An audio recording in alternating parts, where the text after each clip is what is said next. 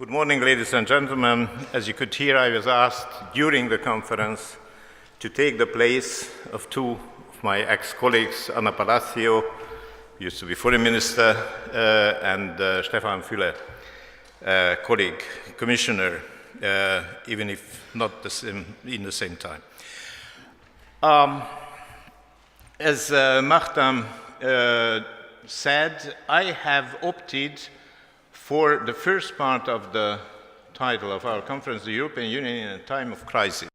The therapy to the problems is given in the second part, even if with a question mark, better together.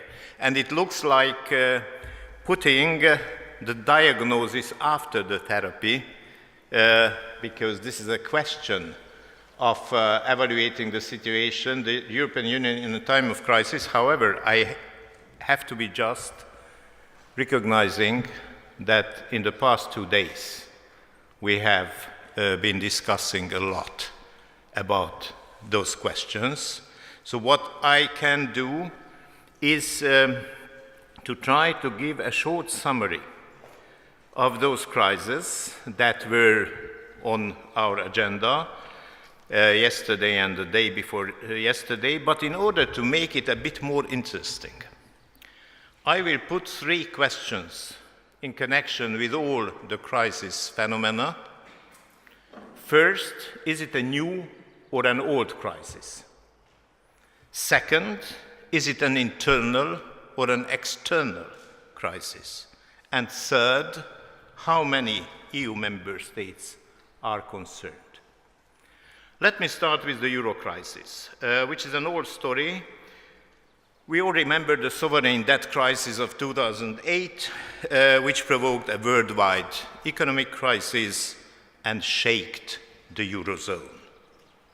The circumstances were new, but the weaknesses of the single European currency were not new. The EU's reactions were at the beginning late and slow, and unity was forged only step by step.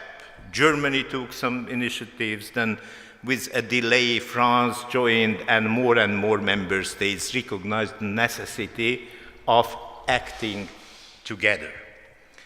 Finally, we have got an action plan for 10 years, supported and signed by the 4 presidents, the European Council, Commission, Eurogroup, and European Central Bank.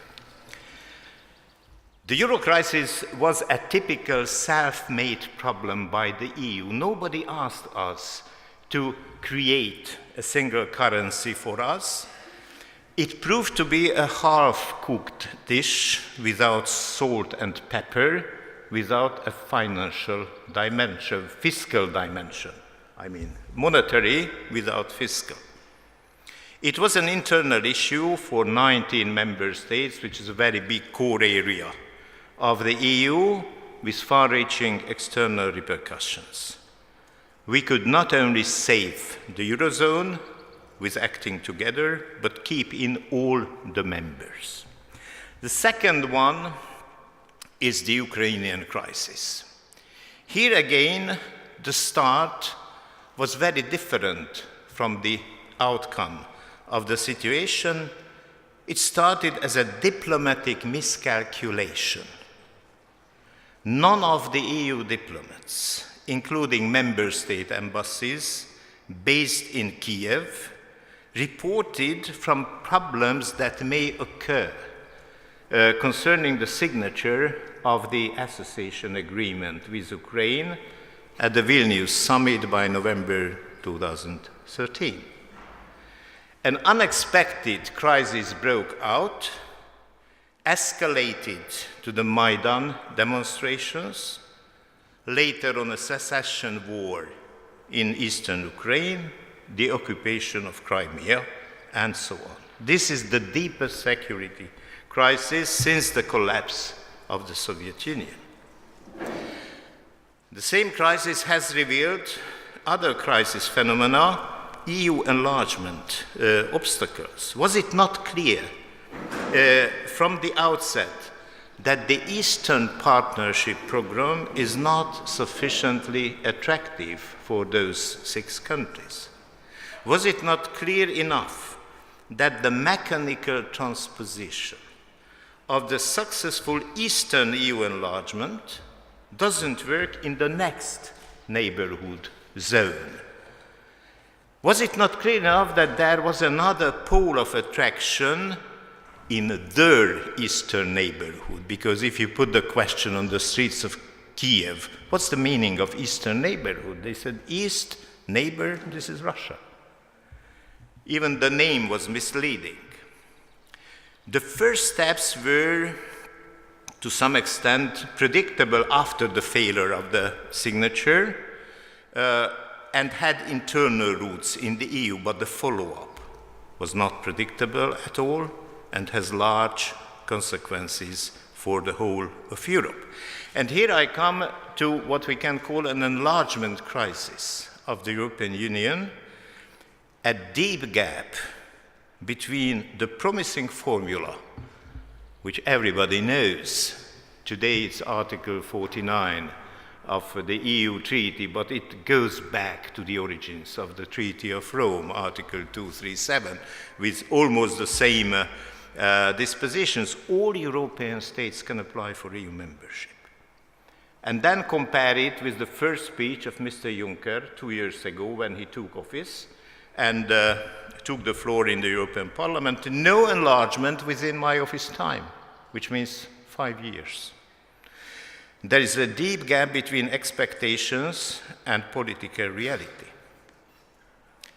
There were times when enlargement projected inspiration and stimulated activity within the EU and outside, with special regard to the neighborhood.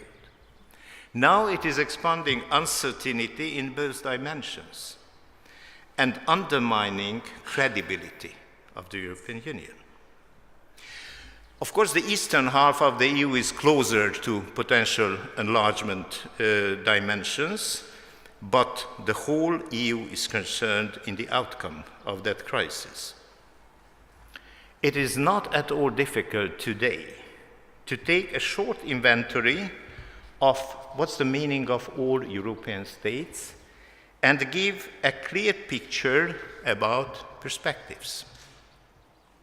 In Western Europe, there are altogether 3 non-EU countries, not counting the mini-states, of course. The 3 rest EFTA, Switzerland, Norway, Iceland, they are not willing to join the EU today. In the Western Balkans, 2 countries have started negotiations, Serbia and Montenegro. Albania is waiting. And the 3 others are, in one way or another, unfinished states. Bosnia and Herzegovina, Macedonia for the unfortunate name issue, and the not fully recognized Kosovo. Turkey has been negotiating since 2005 and is still sitting at that negotiating table. And what remains is the Eastern Partnership area. 3 out of the 6 countries, Ukraine, Moldavia, and Georgia, opted for the Western connection, but Russia successfully questioned their territorial integrity.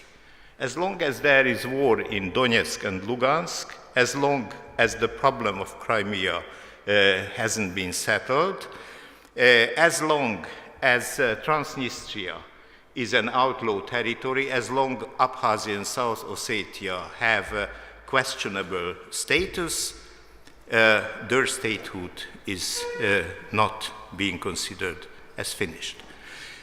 Belarus and Armenia choose the Eurasian Union. Azerbaijan can finance its individual way. However, there is still the Nagorno-Karabakh issue between Armenia and Azerbaijan, another unfinished situation. All Europe, in accordance with Article 49, would consist of 44 states, not counting Russia. But considering 2 factors, the political will of the European neighbors and the statehood, the integrity of statehood of the countries, 4 countries can be considered as eligible. 3 of them are sitting at the negotiating table. There is one open question, Albania. For the others, some questions should be solved, and the EU should help them to find solutions for their particular problems. Then let's come to the biggest challenge to the EU, the migration crisis. The sudden increase of the number of refugees last year put an extremely strong external pressure on the European Union. However, if you reopen the conclusions of the European summits in the last 5, 6, 7 years, you can always find the claims and the requests of Italy and Greece asking for some more help and understanding concerning the increasing number of refugees. Important external factors play a role. The sources of migration are failed states and crisis areas beyond our control. Illegal business, people smuggling, poor quality boats, life jackets respond to an existing demand on behalf of the refugees and tries to further increase that demand. Human tragedies on water and land happen mostly outside the EU territory, but not without our responsibility. The refugee crisis has revealed internal weaknesses of the EU. In the Schengen zone, 26 states are concerned, 22 EU and 4 West European. We have to recognize that the Schengen external borders could not fulfill their basic functions. But instead of taking early actions, instead of setting red alarm all over the Schengen area, transit countries closed their eyes instead of closing their borders and pushed the refugees, the crowds of people, towards final destinations like Germany or Sweden. We had to recognize that the Dublin system cannot be enforced in case of mass migration. It has been shaped for a few individual cases. But instead of working on efficient transitory solutions, like quick identification of many people and follow-up techniques of the individuals, in parallel with the rapid reform of the whole system, member states try to escape the hardcore of the problems. Some EU member states applied and are still applying shameful treatment on migrants which are not in harmony with our European standards and values. Some governments try to take cheap and immediate political profit from the unsolved situation. And at the end of the road, the integration of tested, identified, and recognized asylum seekers would need long-term programs, mainly in Germany, a lot of patience, and deep solidarity with those countries which are the targets of the refugees. Several crisis situations, the Eurozone, the enlargement issue, Ukrainian crisis, and all the others shed light on another crisis, which is a deeper institutional crisis of the EU. Here again, this is an exclusively internal issue, a self-made problem. This is not new at all. It was well predictable in the context of the big enlargement, and there was a clear willingness on behalf of the EU to solve the problem before the arrival of the many new members by 2004. I had the privilege to be a member of the convention in 2002 and 2003.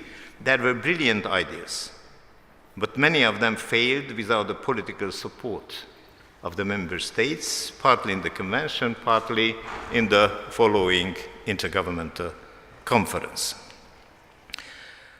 The Council and the Commission reflect the composition of the EU of member states.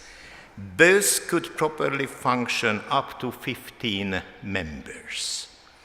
With 28, they do something, it was revealed in our discussions, kind of executive governance, because all the shareholders keep their places and hold a permanent General Assembly type meeting without trusting and empowering real executives, like a commission consisting of 15 to 18 members, or one single president, either of the Commission or of the European Council.